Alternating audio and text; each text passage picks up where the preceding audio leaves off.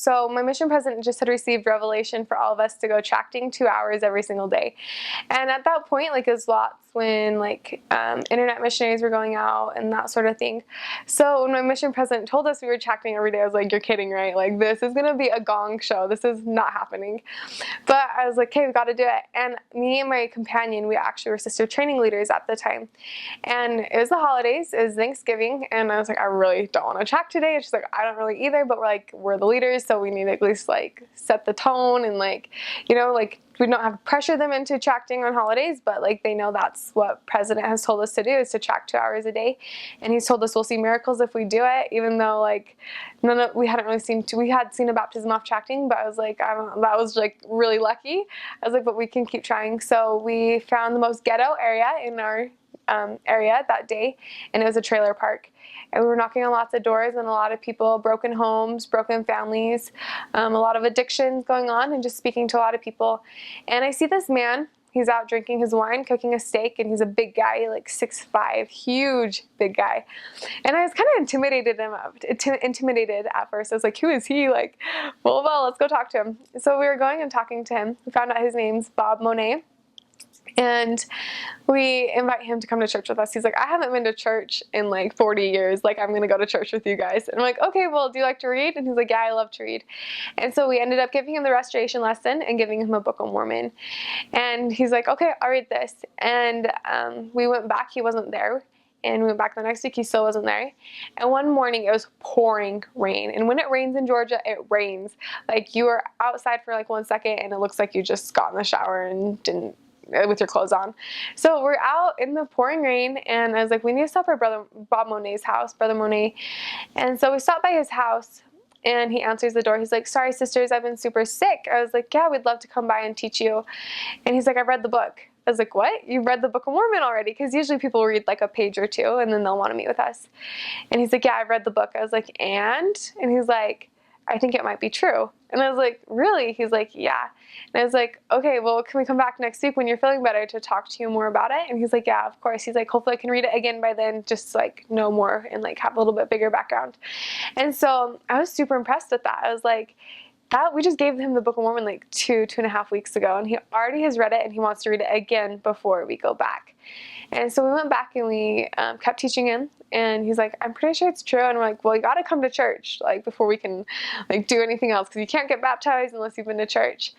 And he shows up to church the very first Sunday of the year. And I just remember sitting next to him, and I just see him wiping his tears as he's had tears strolling down his face. And I was like, after the second reading, I was like, what'd you think? And he's like, I love this. I'm never going to leave. And I was like, really? He's like, really? And then he was baptized, I think, about 3 weeks later, and he's been active ever since. He's been awesome, which I've absolutely loved. And then this story happened at UGA. So we were riding the bus around campus because we were so sick of walking. Like, we walked all the time. It was summer, really, really hot. So we're like, okay, let's just get on this bus, and we see these two guys sitting in the back of the bus. Straight up gangsters. Like, I'm talking tattoos everywhere, like the hat, like the golden necklace chains. Pretty sure they had a gun, not sure though.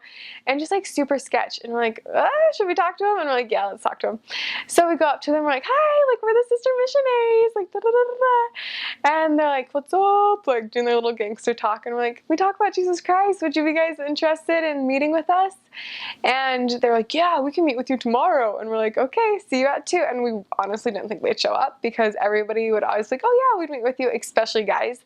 They'd be like, yeah, we'd meet with you, but they never would show up. So like, we'll probably get stood up, but we're going to exercise faith. We'll show up at the church. We'll have a team up. We'll have everything we need, and hopefully they'll show up. And they did show up. And so we started teaching them. The one's name was Javante, the other one's Manasseh. Javante kind of fell off the face of the earth, but Manasseh, he kept coming, and we kept teaching him. And we had just found out that he actually had just gotten out of prison.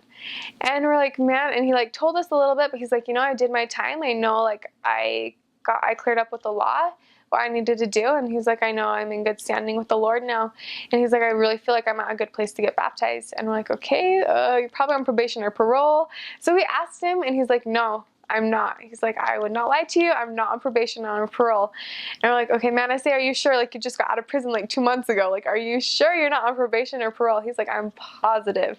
And I'm like, okay, we're not going to push it. And so we set him on baptism. And the week leading up to baptism, he actually went up to Chattanooga, Tennessee, which is about 4 or 5 hour car ride from the city I was in, and he was going to be back in time for his baptism Saturday. And so we were talking to him every single day leading up to the baptism. He had his interview, he had everything, he passed everything was good to go.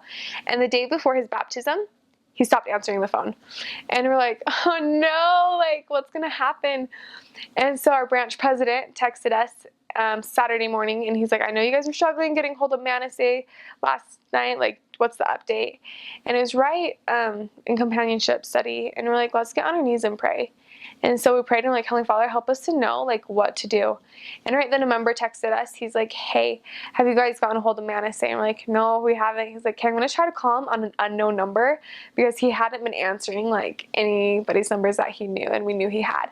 He ended up answering on the unknown number. And what had happened is he was too scared to tell us that his bus had changed its time and he wouldn't be making it back for his baptism. And so we're like, no, like this. The member in the branch was like, I'm going to go up and get him. He's like, I'll barely be making it back in time for the baptism, but I'll be there. And we're like, okay. So he drives up to Chattanooga, Tennessee, and in the meantime, we're like, okay, we'll get to the church on time, but I'm like, he probably doesn't have white underwear. He's like, what's the chances of him having white underwear? So me and my companions, I was in a trio at that time as well, we go to the Walmart, we go to the men's department, we get him his white underwear, and we go to the church a half hour early just to make sure everything's set up. Turns out the font, somehow there's a miscommunication between us and our ward mission leader, and the font wasn't filled. So we're like, oh my gosh, this usually takes 2 hours to get filled. Like, what are we going to do?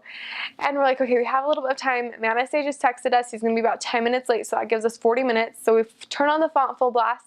We start getting garbage bags, coolers, everything, just filling it up. And we have like this line of just coolers, getting it full of water. And you can see like we're drenched in sweat and water splashing all over us, and we're just a hot mess. And we're like, usually you're supposed to look decent and presentable at baptism, but we looked rough. And so finally, he shows up, and we didn't even get the font all the way filled, but we're like, this is going to have to work for the baptism. And he shows up for the baptism. And we're like, oh my gosh, like, this is happening. Like, this is really happening. Like, it really, like, this is a miracle. Like, we just witnessed a miracle. So he got baptized. And after his baptism, we were like, Manasseh, do you want to share your story, like your conversion story? And he's like, yeah. So he gets up. And little did we know, but he confessed to some pretty serious crime. Like killing, for example, and something that would definitely have held him back from baptism if we would have known this before. And so we're like, oh snap. So our branch president was like, you know, I'll talk to the mission president. We'll see like what has happened. And they talked to headquarters and everything. And basically what had happened is he was baptized by the right authority, and they were just like, you know, just make sure he's not ordained to the priesthood until he's done with his, and until just like make sure everything's okay. And we're like, okay.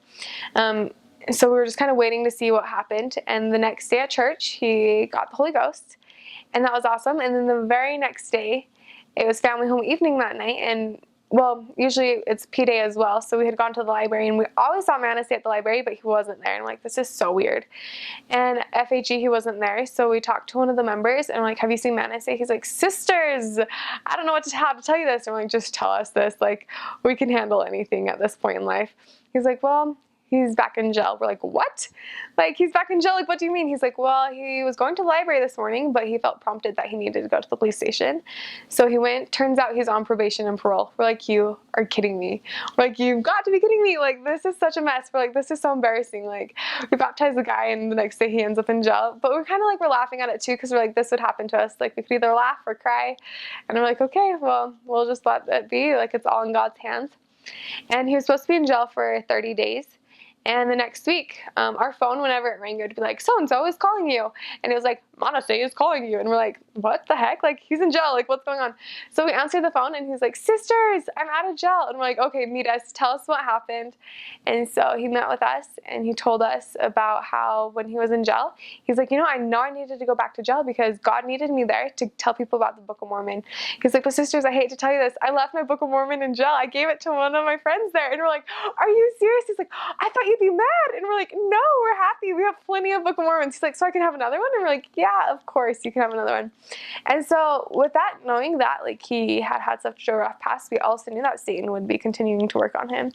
And so there's times that I was like super sketched out. I was like, he's not going to make it. Like he's going to go less active and be one of those baptisms that just falls off the face of this earth. And that baptism happened about 2 summers ago.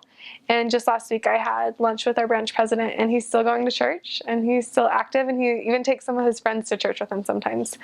And so it's just awesome to see the hand of God in the life, and just knowing that that baptism needed to happen. Even though it was totally not your typical baptism and the way like church normally does things, but that's the way God knew it needed to happen, and it did. And it was amazing to watch that. Okay, so this actually happened in my last area, and we were kind of going through the area book, just trying to decide like, okay, what other previous investigators can we try to see if they progressed or what we can do. And we came across a girl named Alicia, and her mom was a member in the ward, and she didn't come very often, but we often would go visit her, and it was always entertaining to go there. So we're like, perfect, let's stop by, see what's up with Alicia, if she still lives there, like what's going on. And we found out that Alicia was living there for the summer, and that she had been searching for answers. And so we were a little nervous, because she had, from what like the records had showed, we were like, looks like she had dropped the missionaries, but we're not really sure. So we started meeting with her, and she told us about her story and how like she knew her mom had been a member of the church, and she had some other siblings, and she also knew that like she had some family that didn't really like the church, so she knew that against her. And she had gone to so many different churches because she knew that Jesus Christ did exist. She was absolutely certain of that. And so we gave her the Book of Mormon, and she'd read the Book of Mormon, but that was hard. And finally she was like, do you guys have like a recording, like CDs? She's like, I think that would be easier for me. So we got her CDs, and so she started reading this, like listening to the CDs, and she went through the Book of Mormon so fast. And she had so many spiritual experiences leading up to that, where Heavenly Father like truly spoke to her that this was right and that this was real. And it was a process. It didn't just happen overnight. It took years, literally years. And she would tell us experiences that happened to her years previous, about where she just knew she needed to come back and step into the light, and she didn't know what that light was. And she ended up getting pregnant and having a daughter and leaving her ex-boyfriend behind. And that's when the first set of sister missionaries had started teaching her. And then for whatever reason, those sisters stopped going to see her. And she was kind of disappointed when that happened. And then we started teaching her again. And she just had some struggles with like not knowing if she was worthy or not to be baptized, because she thought you had to be absolutely perfect to be baptized. And I was training at the time. I was training a brand new sister. She'd been out maybe like 2 weeks, and she was so in tune with the Spirit, and she was like, we need to read D&C 2037, and that's like what is expected out of baptism. And so she pulled it out and she read it, and we looked over at Alicia, and Alicia was like, I don't know why, but like I'm worthy to be baptized, like I can do this. So we were able to choose a date for her, and she was able to be baptized. And it's just amazing just to see how like God prepares people years in advance for baptism. Like he definitely has a hand in all of our lives if we choose to let him take control of our lives. And I remember when I was set apart in my blessing, it said that there were many people who the Lord was preparing right then and there for me to go and teach, and that they would be baptized. And I was like, that's a huge promise for that to happen, and that's a huge responsibility for me to make sure I'm in tune with the Spirit. So that's happened. And just to really hear all my converts' conversion stories, all of them had God's hand in their lives, and all of their stories are so unique and so different. But just to know that God, not only does he have a hand in their lives, but he has a hand in our lives as well.